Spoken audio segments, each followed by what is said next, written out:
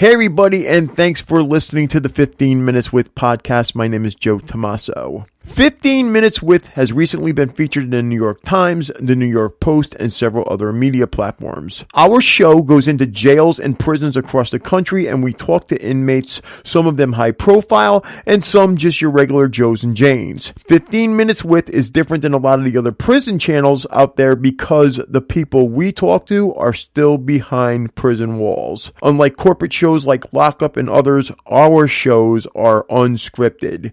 We ask those we talk with about their crimes and if they feel remorse.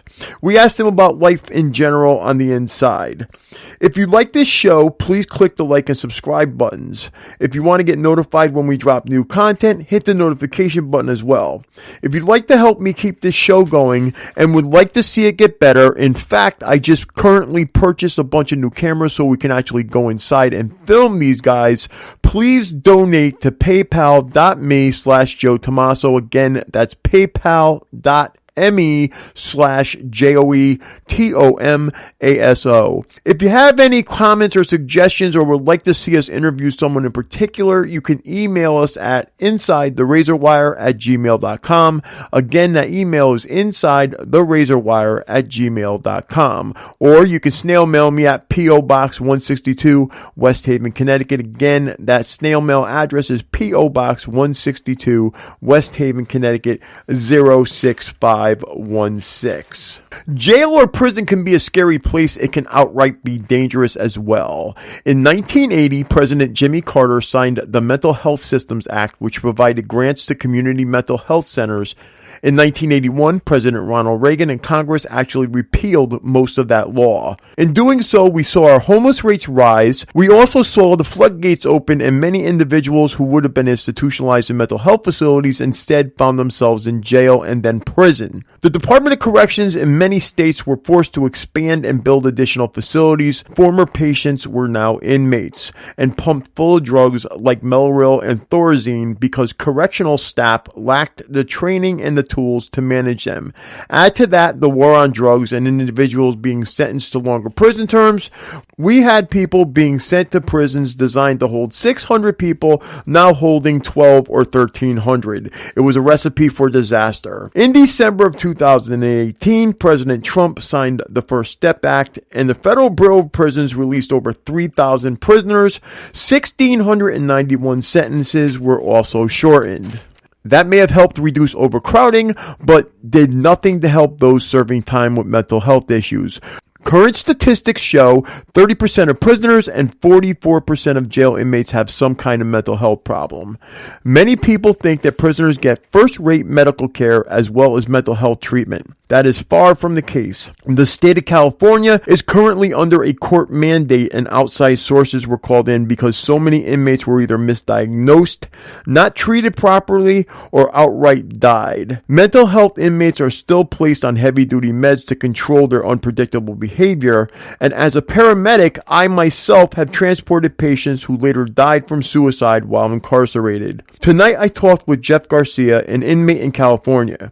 Garcia is currently serving 10 years for robbery for shoplifting and then getting into a fight when store security apprehended him. Garcia is housed at a medical facility in San Diego. The facility is populated by many with mental health issues, and they have unpredictable behaviors as well. Garcia witnessed one inmate attacked while walking in the yard, and he himself was stabbed multiple times when an inmate with mental health problems went off. While Garcia praises the medical and dental care at the facility, mental health care is lacking, and inmates with diseases handle food that is served, and inmates with communicable diseases passed around used syringes so others can shoot up. We have people going into prisons here without life, coming out instead infected with death sentences. And that's not all, he said. Many will say that's a person's choice to use drugs. Let me just say, it is documented that addiction, no matter to what, is a disease. And if you are a young person or anyone headed toward prison, Jeff Garcia has some words of wisdom for you as well. So without further ado, here's this segment of 15 Minutes With. San Diego, California. This call and your telephone number will be monitored and recorded. To accept this call, say or dial 5 now. Thank you for using Global Tel Link. Can you hear me? Uh, I have some stuff for you if you're ready. okay, that's great. How much time we have? Let me know what I can. I wrote a bunch of stuff down as far as the dangers and things like that. I wrote a bunch of stuff down. Okay, so I'm all ready to go. We're actually rolling now. So if you can just say your name and where you're at, that'll be cool. My name's Jeff Garcia. My CDC number is A9110. I'm at Richard J. Donovan Correctional Facility in San Diego, California. Okay, and why are you incarcerated? I'm here for robbery, Okay. second-degree robbery. Okay, I mean, do you want to talk about what happened or no? My crime, I stole something from the store. I was walking outside. I was hit from behind by a security guard. I started fighting with him. Another security guard came. This call and your telephone number will be monitored and recorded. And after that, a third party came in, and I wound up in a fight with all of them for about 15 minutes, 16 minutes in the parking lot. And as the end result, I got charged with robbery. I got 10 years with 85%. Okay, so you got 10 years. So, and how old are you now, and how long have you been there? I'm 33 years old. I've been in this facility for 3 years. I was in another one for a year prior. Okay. Tell the people who are, listening to this what it's like on the inside where you're at. Most in the facilities in California, a lot of them are different. This specific facility has a lot of mental health, a lot of physical health ailments and things like that. It's called a high-risk medical facility. Okay. There's a lot of mental problems here. There's a lot of physical problems. There's a lot of chaotic behavior. Okay. So here's my question. You're telling me you're in a medical facility. So since you're in a medical facility, how is the actual medical care that you guys are receiving in there? The medical care physically is pretty good. Normally, it's really they're in this specific facility. We're in San Diego, so they have some of the best hospitals I think in the nation. You might hear a lot of complaints from the people, the actual inmates here, but they're really on top of things as far as I can tell. The dental here is very good. The nurses are very professional, polite. This sounds actually better than a lot of the places in California because I know California was under a mandate for medical care. Right, they were. This place, though, specifically is a very good medical. From what I see, they give special diets, medical diets. They follow through with a lot of things like that, so they're pretty good. This sounds great. So, here's my thing. As far as your actual crime went, if you saw yourself, a few years back, or you saw somebody, a younger person, that was heading down the road that they were going to wind up in prison, for robbery or anything, what would you say to that person? I would tell them to, if they feel any sort of rebellious behavior, anything that's leading them down the wrong path, to look towards an authoritative figure, to seek some sort of help, to understand that, a lot of the shows that you see on TV, lockup and things like that glorify prison behavior, there's nothing cool about it. There's nothing glamorous about it. There's nothing that you can really learn from here except to engage in more criminal behavior. A lot of times you pick up habits, naturally just being around people like that. You pick up habits, and it's very hard to get out of those habits. Right. I actually talked to somebody a few weeks back, and they actually told me that going to prison is like going to crime school. You go how to learn how to do your crimes better. Is that accurate? It is. Okay. Right. Okay. What about the dangers? Do you see any dangers in there at all?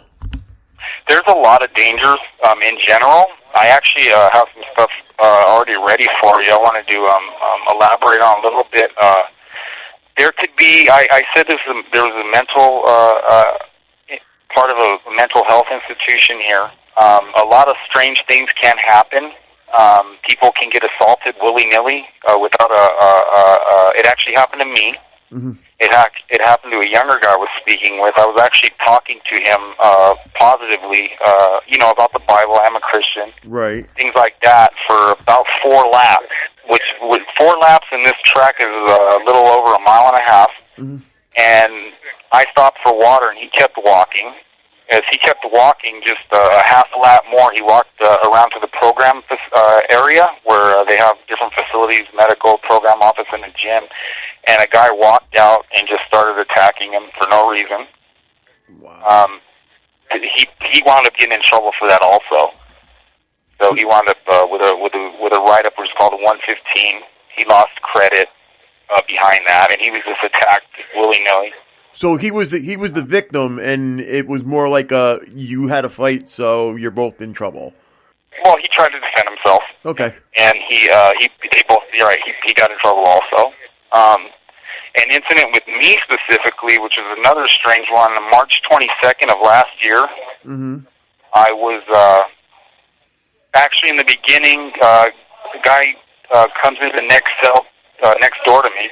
And me, just trying to be neighbor, like him, a razor, a bar soap, and an envelope so I could write his family.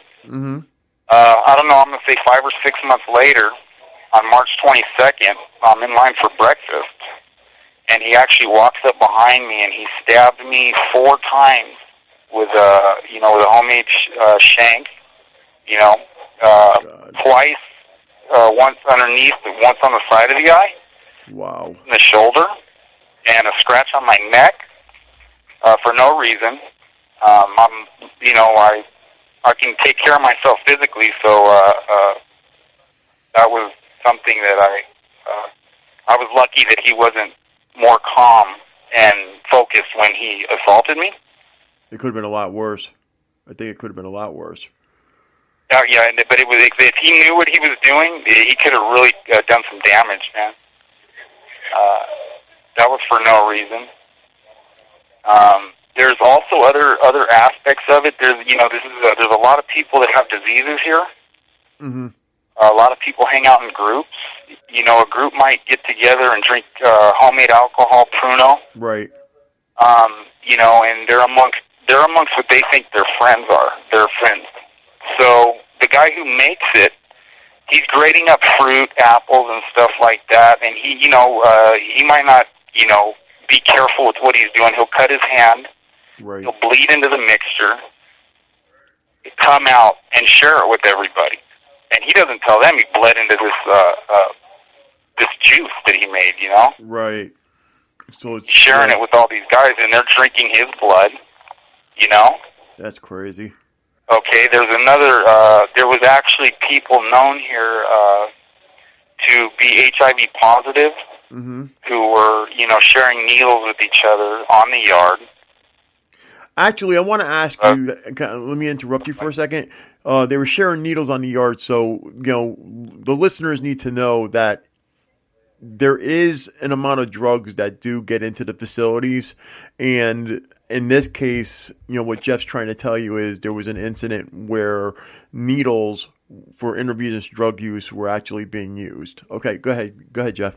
Right. So one guy was known to have HIV, and he's hanging around the guys, not telling them, and they're passing around the same needle, rinsing it out with water, and passing it around and then using it one after another, which is another dangerous thing.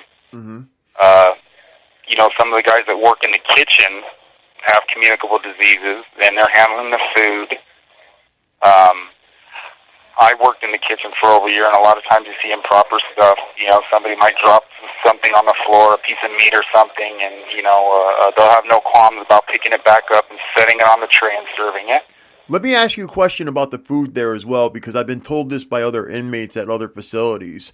The food that comes in, especially since you worked in the kitchen, some facilities, especially the federal penitentiaries, they get food that's marked not fit for human consumption or utility grade. Do you see any of that there?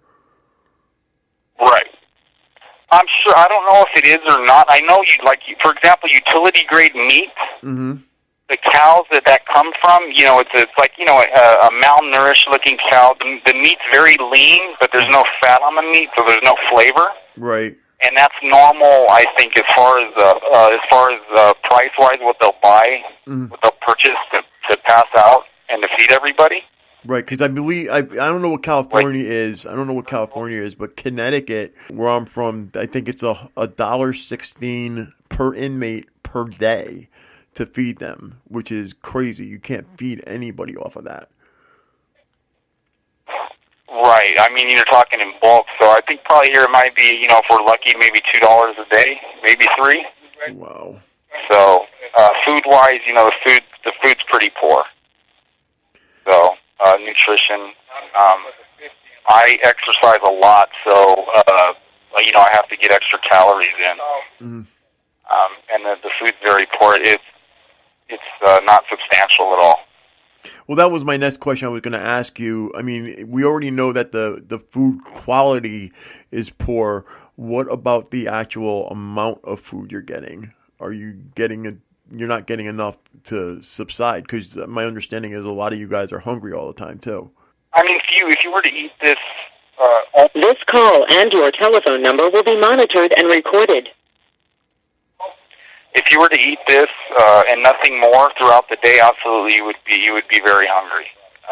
You're getting maybe, I can't even, an ounce and a half of a main course, some very small sides, a portion of beans for some protein. Your lunch would consist of 2 slices of wheat bread, 1 pack of bologna with 2 pieces in it, pretzels, and a pack of cookies. 2 small cookies, and 1 juice pack, or it would be 2 pieces of wheat bread, peanut butter and jelly, pretzels and cookies, 2 cookies. That would be your lunch. The breakfast and the dinners vary, but it's calorie intake. I'm going to estimate 1,400 to 1,500 calories a day. That's crazy. If you eat everything.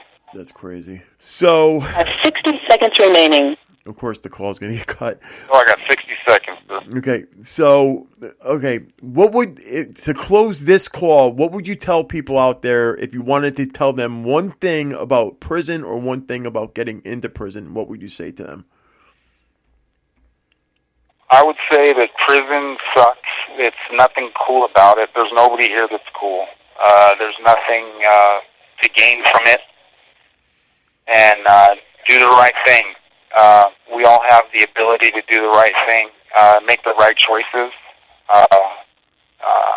And if you need help, find it from somebody that'll spend time with you and lead you in the right direction, because this is not the right direction. If you're committing a crime, then you're in the wrong, heading in the wrong direction. Thank you for listening to 15 Minutes With. I hope you've enjoyed this edition. If you have enjoyed this edition of 15 Minutes With, please hit the like and the subscribe button. You can also help me keep this show going and watch it get better by donating to paypal.me/Joe Tomaso. That address again is paypal.me/JoeTomaso. 15 Minutes With is constantly looking for new content to upload and new people to interview. If you would like to share your story, or if there's someone you would like to see us interview, please email us at insidetherazorwire@gmail.com. That email address again is insidetherazorwire@gmail.com.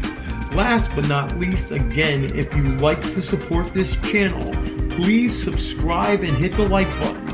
Until next time, we'll be seeing you